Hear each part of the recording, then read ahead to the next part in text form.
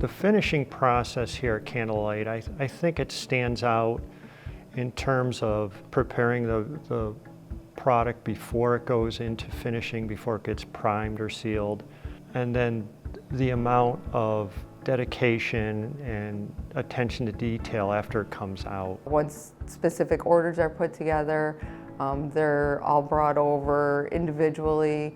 Things go through a sanding process, an inspection process, just so that we can get things really uniform. Then depending on if it's a paint or stain product, they go through the next steps of either being stained, sealed, or primed. Then they go through seal sanding. Then everything goes through either paint, top coat, and then they're inspected every step of the way. Every kitchen that is a stain has a sample made up for that individual job that is used to maintain the level of color consistency. It's compared to our master control samples that we have to make sure that the finish is consistent and stays within our standard.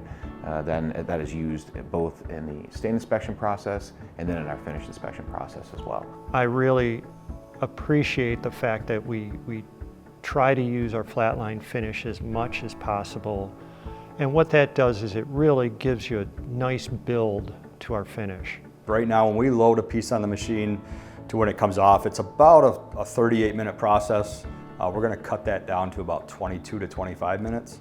You know, we're hoping that obviously the new technology, the efficiencies of it are going to help with our quality and make things a lot easier for the employees. I think our finish quality is really the best part of our story.